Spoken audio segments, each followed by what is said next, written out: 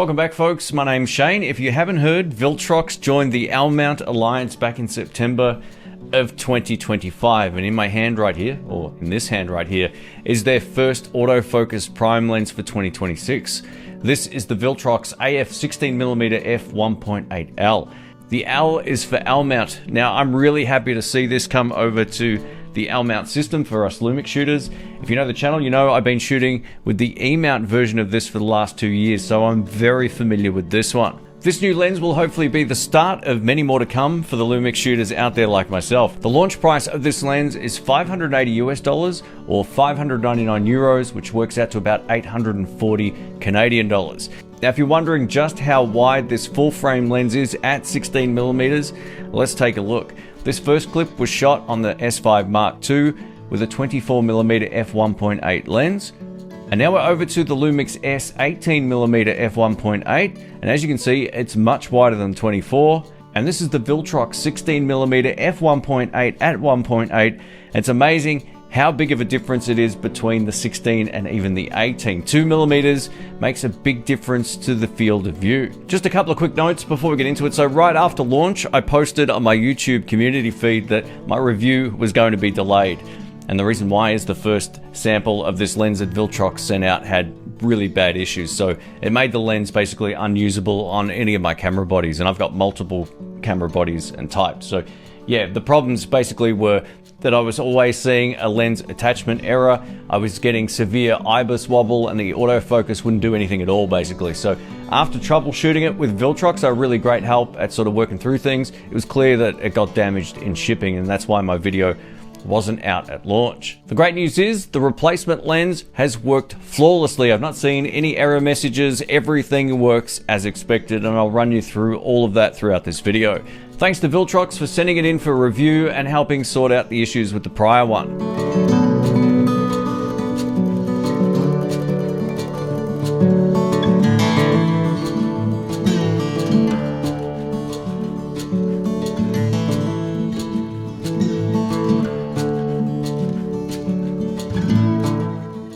Let's talk about build quality. One of the reasons I kept using the E Mount version is how sort of premium and nice it feels to use. And this one's exactly the same. We get a full metal construction here, except for the lens hood and caps. Now the front filter is 77mm, and minimum focus is 0.27 meters or 27 centimeters. And I'll put the inches on screen here. The hood and caps attach securely without any problems whatsoever. The focus ring is very large on this, and I love that. It turns nice and smoothly, and it works perfectly in combination with the linear focusing modes on the Lumix body. So if you like to pull focus manually, you get that linear experience. You can set exactly how far you need to turn the focus ring for it to pull focus from minimum to infinity. Since the new firmware too, we can also reverse the focusing direction, which works beautifully as well. So if you want to turn it left or right to pull focus one way or the other, you can do that within the camera's menu system.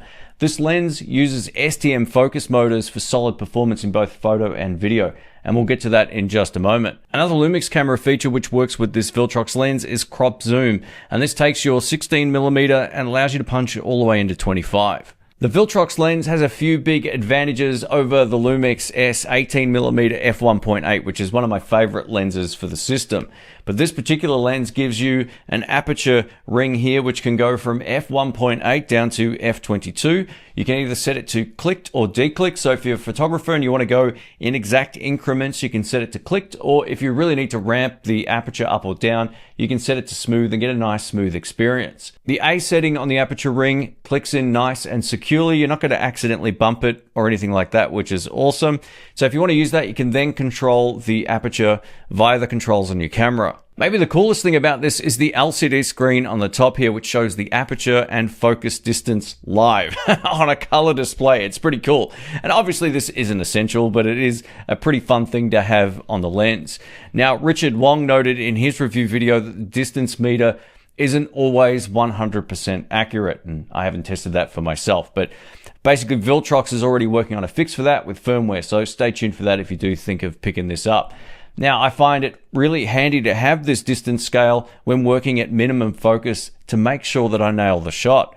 I also love the fact that as soon as you start turning the aperture ring, the LCD display is immediate. So you're not going to be sort of like second guessing your settings if you do look down and glance at it while you're making adjustments. It all updates in real time. If you're someone who's shooting it in low light scenarios, or if you just don't want to have the screen on, you can actually disable it thanks to the Viltrox phone app. On the side of the lens here, we've got our autofocus manual focus switch.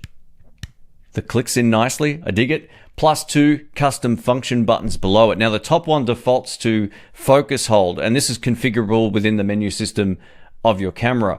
And what this allows you to do is to hold a particular focus point, release it, and then it will move focus. Now function button 2 on the bottom here, I've got to toggle the LCD screen on and off just with one press, and you can change it to other options too, and I'll show you some of those on screen. Now this lens is weather sealed, as you can see from the red rubber gasket here. It's not weatherproof, but it should work relatively well up to -10 Celsius. Now if you live in a situation where it's colder than -10, check out Matti Solanto's video. He posted a review of this in a much colder environment than I'll ever live in.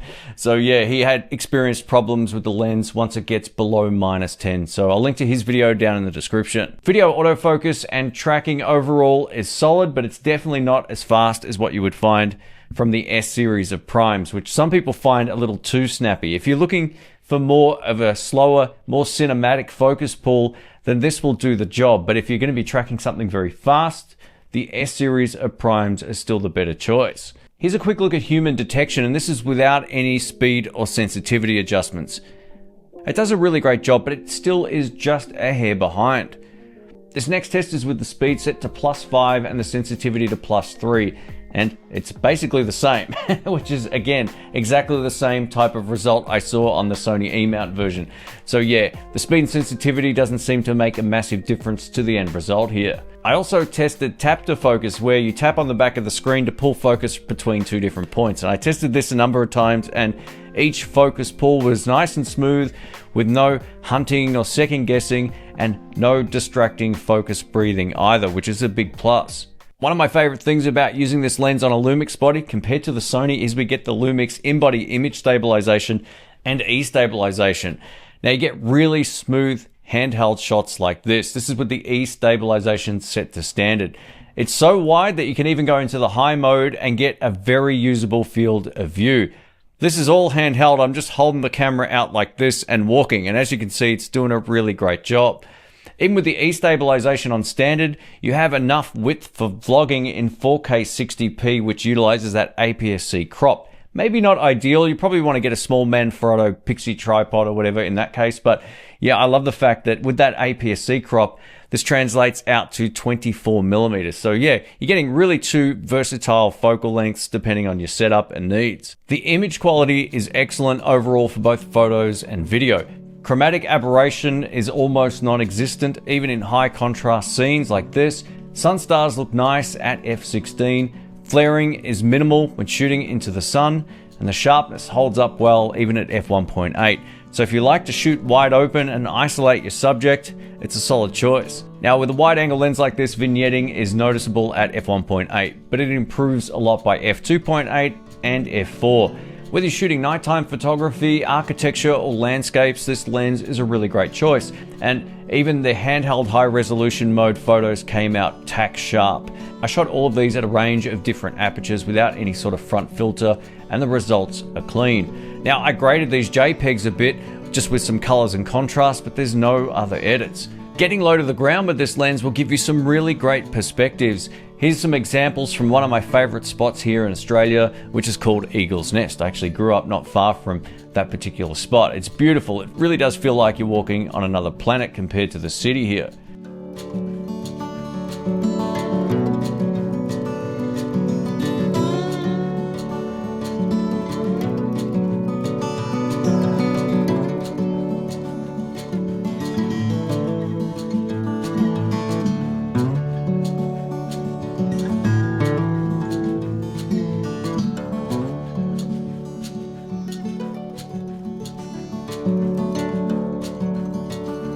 Updating the firmware is nice and simple. It can be done in a couple of different ways, but I really like the fact that this will connect wirelessly to your phone and then you can update the firmware that way.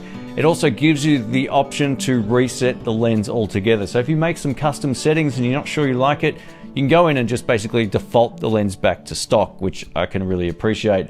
Now, just a quick note, if you plan on updating the firmware via Bluetooth, plug this into an actual phone charger, not into the camera and then turn the camera on. Now, if the camera turns off, then you might get a corrupt firmware. It's salvageable, but just make sure that you power this properly. So it's a weird thing just plugging it into a phone charger, but it absolutely works. Let's wrap this up. I'm going to give you my final thoughts here on the Viltrox AF 16mm F1.8 and how it compares up against the Lumix S 18mm F1.8. So the Lumix gets the win if you're looking for the lightest combination with something like the Lumix S9, which is right here. Actually, there's one on the desk. So yeah, this is a much lighter lens overall. It also is a slightly tighter field of view, but 18mm is still very wide. This is more expensive than the Viltrox, but the Viltrox gets the win when it comes to the handling and the design. It's just a much better lens having that clicked or declicked aperture ring. We get the custom function buttons over there as well. And I love the feel of the focus ring. So this is a really premium experience in the hand. So they've done a great job in terms of build quality. In terms of image quality and all that kind of stuff, it matches the E-mount experience perfectly. So there's no compromise or change there at the end of the day. Let us know what you think of Viltrox being in the L Mount Alliance. I think this is great. And I hope they release some of those smaller air primes for the system for cameras like the S9, where you don't want to carry a big honking lens with you. You just want something nice and small. And I think Viltrox will be the answer for these coming up in the future. Thanks for watching. Subscribe and click the bell for future videos if you're not already subbed. And I will catch you on the next one. See ya.